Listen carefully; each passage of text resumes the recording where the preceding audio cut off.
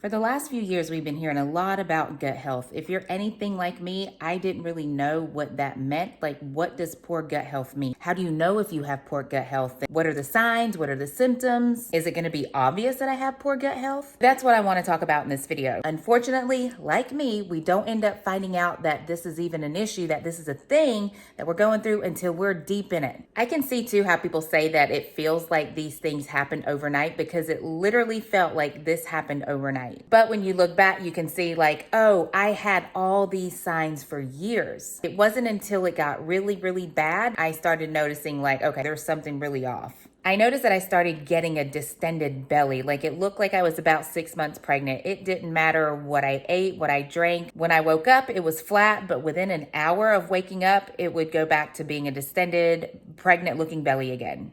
I was aware of my body enough to know that that distended belly was also due to the fact that I wasn't getting very much sleep. At that time, I was working at a gym. Personal trainer life is a lot harder than what people know. It's split shifts, it's long days. For me, as I was having to wake up early, it was completely out of my body's natural rhythm, like my circadian rhythm. I was waking up at 2:45. I didn't have to wake up at 2:45, but for me, I always have to get in a workout for myself before I attack the world, before I start seeing people. Get my energy up, it's gonna get my mood up. I have to fill up my cup before I do anyone else's. So waking up at 2:45, getting to the gym 3:30, making sure that I'm back at the front desk by 5 a.m. so I can check in clients. I'm going right back into work, usually around 4 p.m. because I had clients, and then I'd also have a class that I taught at 7 p.m. After that class, sometimes I would have another class to teach at 8:15. So I wasn't getting out of that gym until about 10 o'clock. I'm getting home around 10:30. It would take me anywhere from an hour to an hour and a half to fall asleep. I'm waking back up at 2:45. My body was in complete distress. That I do know was part of the reason as to why I was getting the distended stomach. I could tell if I took some adaptogens to help with the stress, something like rhodiola, ashwagandha, usually a blend, that my stomach would go flat. And that was a big indicator that it was stress-related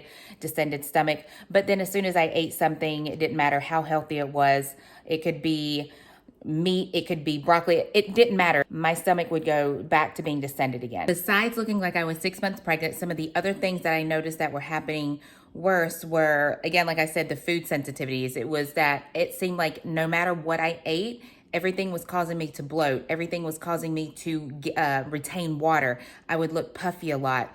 I noticed that I would be more fatigued, besides the fact that I wasn't sleeping, but I could tell that when I ate something that it was making me more tired than it was giving me energy. Another thing is that I was constipated, not severely constipated for days on end, but I'm talking maybe 2 days at a time that I wouldn't have a bowel movement. These are some of the other things that I experienced that I had for years. But once I got the diagnosis that I had some gut issues going on, then it all made sense and I understand. Some of these other things I'm going to share with you that I had been dealing with for years, I didn't even realize were due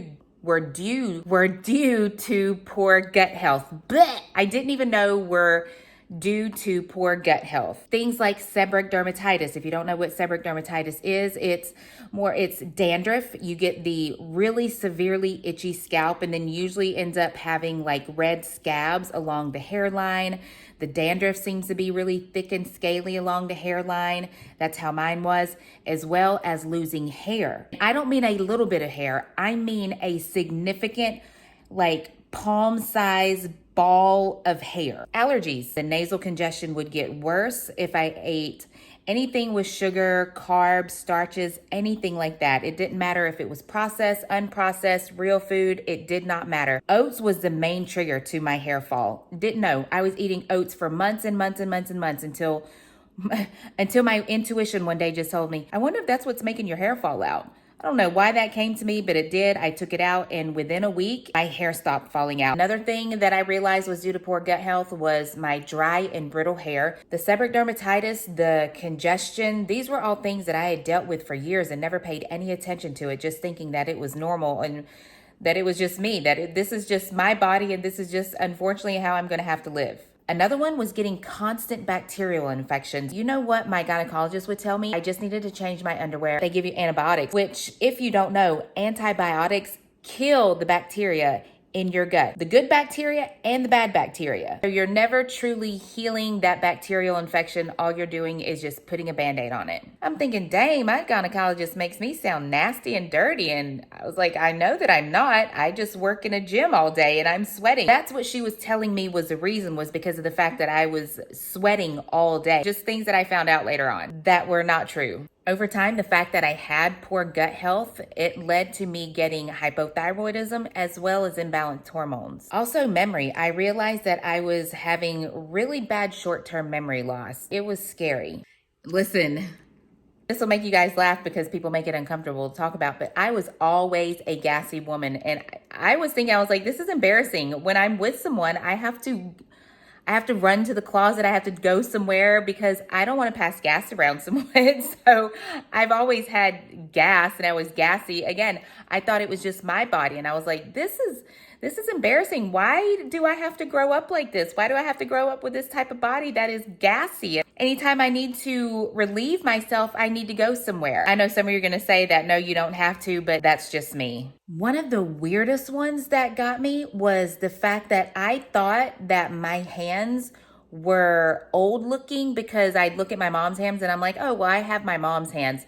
Not knowing that after I healed my gut is my hands started looking more moisturized, they looked younger. I understood that it was because I was not able to absorb the nutrients, the vitamins, the minerals that my body needed. And no, it wasn't because I was dehydrated. I drank a lot of water and only water.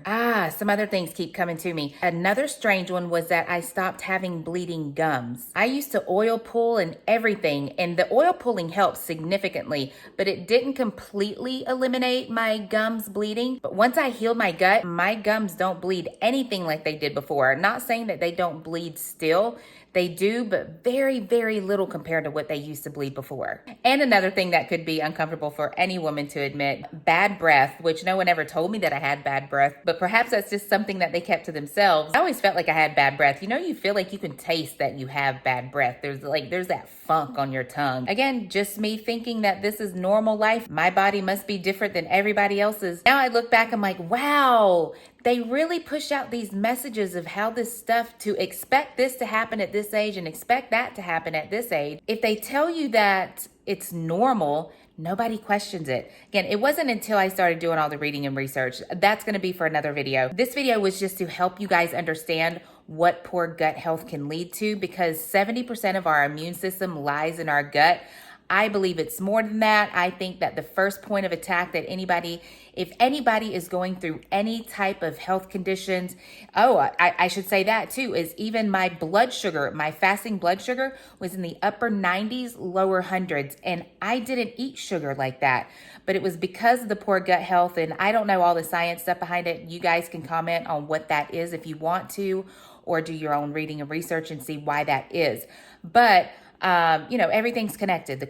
How things convert in our liver, kidneys, pancreas, our guts, everything. But if our immune system is mostly in our gut, to me, I think that most people's first plan of attack would be to clean up their gut, work on the gut health. And I think that would alleviate a lot of the other symptoms.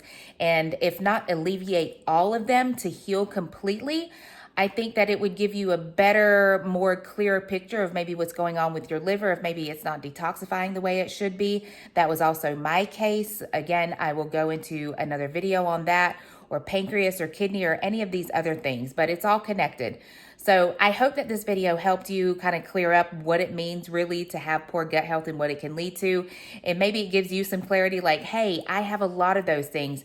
Maybe I'm suffering from the same thing too. Until next time, thank you. Mwah.